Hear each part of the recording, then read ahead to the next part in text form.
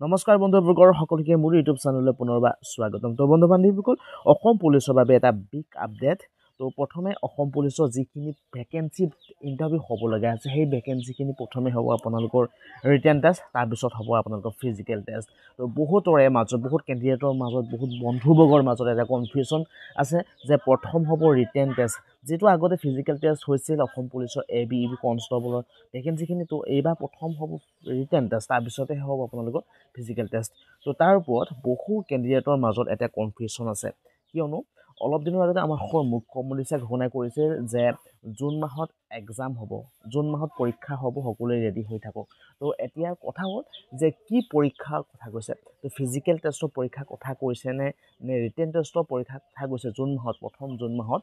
তো তাৰ ওপৰত বহুত ল'ৰা ছোৱালীৰ মাজত কনফিউজ হৈ আছে, যাৰ ফলত বহুতে ভাবি আছে যে এইবাৰ অসম পুলিচৰ ভেকেঞ্চিখিনিত প্ৰথমে হ'ব ৰিটেন টেষ্ট। তো কি ভেকেঞ্চিত প্ৰথমে ৰিটেন টেষ্ট হ'ব, তাৰপিছত ফিজিকেল, আৰু কি ভেকেঞ্চিত প্ৰথমে ফিজিকেল টেষ্ট হ'ব, তাৰপিছত হ'ব ৰিটেন টেষ্ট। তো সকলোবিলাক মই এইটো ভিডিঅ'ত ধুনীয়াকৈ বুজাব চেষ্টা কৰিম। তো আপোনালোকে এই ভিডিঅ'টি শেষলৈকে চাব আৰু এইবাৰ সঁচাকৈ ৰিটেন টেষ্ট ফাৰ্ষ্ট হ'বনে সকলোবিলাক জানিব পাৰিব। তো যিমান পাৰে বন্ধুসকলে শ্বেয়াৰ কৰিব, যদি ছাবস্ক্ৰাইব কৰে চেনেলটি তেতিয়াহ'লে ছাবস্ক্ৰাইব কৰিব। তো বন্ধুবৰ্গ, আমি যদি চাওঁ তেতিয়াহ'লে কিছুমান ভেকেঞ্চি আছে, যিখিনি ভেকেঞ্চিৰ ওপৰত ভিত্তি কৰি ৰিটেন টেষ্ট ফাৰ্ষ্ট হ'ব আৰু লগতে ফিজিকেল টেষ্ট ছেকেণ্ডত হ'ব।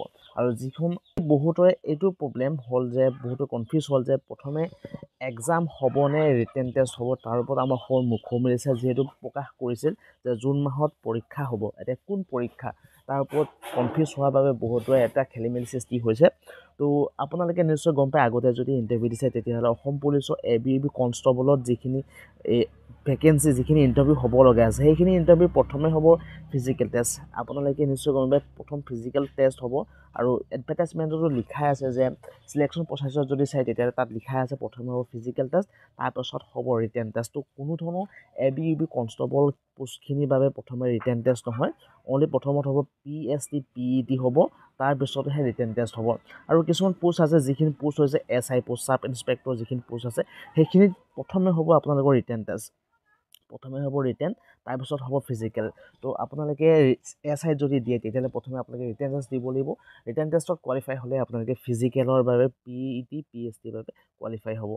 যদি আপোনালোকে ABEB কনষ্টেবলৰ বাবে প্ৰিপেৰেশ্যন কৰিছে তেতিয়াহ'লে আপোনালোকৰ হ'ব প্ৰথম হ'ব ফিজিকেল, PET PST হ'ব, তাৰপিছত হ'ব আপোনালোকৰ ৰিটেন টেষ্ট। তো এইটো আপোনালোকে কথা মনত ৰাখিব। তো এডভাৰটাইজমেণ্টত যদি চাই তেতিয়াহ'লে তাত স্পষ্টভাৱে চিলেকশ্যন প্ৰচেছত লিখাই আছে। তো প্ৰথম ABEB কনষ্টেবলখিনি ফিজিকেল, তাৰপিছত হ'ব ৰিটেন টেষ্ট, আৰু SIত প্ৰথমে হ'ব আপোনালোকৰ ৰিটেন টেষ্ট, তাৰপিছত হ'ব আপোনালোকৰ ফিজিকেল টেষ্ট। কোনো ধৰণৰ কনফিউজন নাই ইয়াত, আপোনালোকে নিশ্চয় গম পালে, নিশ্চয় আপোনালোকে বুজি পালে, আপোনালোকৰ নিশ্চয় কনফিউজন দূৰ হ'ল। তো কোনো ধৰণৰ প্ৰথমে ৰিটেন টেষ্ট নহয়, বহুতে কমেণ্টত সুধি থকাৰ বাবে আপোনালোকক কৰিলোঁ। তো যিমান পাৰে এইটো ভিডিঅ' বন্ধুসকলে শ্বেয়াৰ কৰিব, যদি ছাবস্ক্ৰাইব কৰা নাই তেতিয়াহ'লে চেনেলটি ছাবস্ক্ৰাইব কৰিব এনে ধৰণৰ ইনফৰ্মেশ্যনৰ বাবে।